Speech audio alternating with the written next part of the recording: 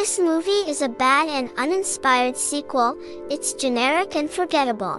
This movie really lacks the cohesive narrative and emotional intimacy that made its predecessor special. It's scattered, shallow, and unfocused compared to the first film. It features unmemorable and uninteresting songs as well. The characters have nowhere left to grow, so they just do uninteresting stuff.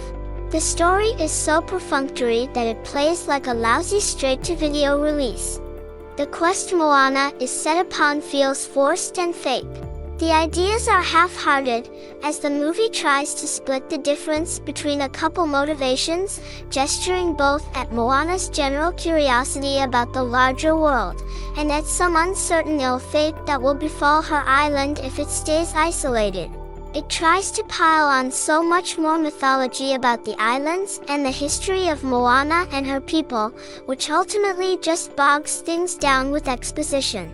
Sometimes this movie feels like a TV series that is forced into a less than 2-hour film, making it to be really awkward endeavor. Moana and company fall into a repetitive run of misadventures and conflicts that each feel as if they were meant to be the climax of an individual episode. The characters remain relatively static and merely respond to whatever crisis emerges each week.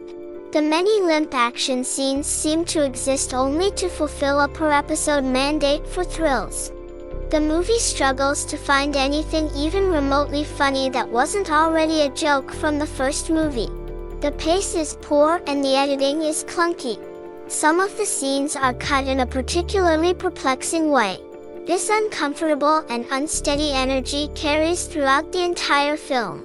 The movie seems realized that the plot is bad, so it tries to salvage things by delivering the constant visual propulsion of the ocean, as everything always feels like it's moving.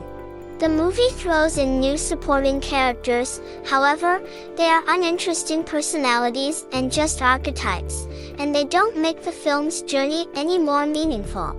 The characters of Kele and Loto are particularly irritating.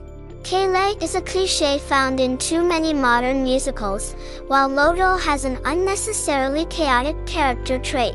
Moni is less problematic, but he seems to have the least to do in terms of actual boat duties.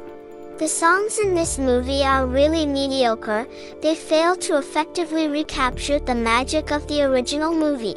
There doesn't seem to be a single song even halfway as strong and memorable as some of the good moments from the first movie.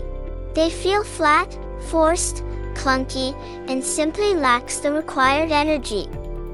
Overall, it's not worth to watch this in theaters. Just wait on your streaming service.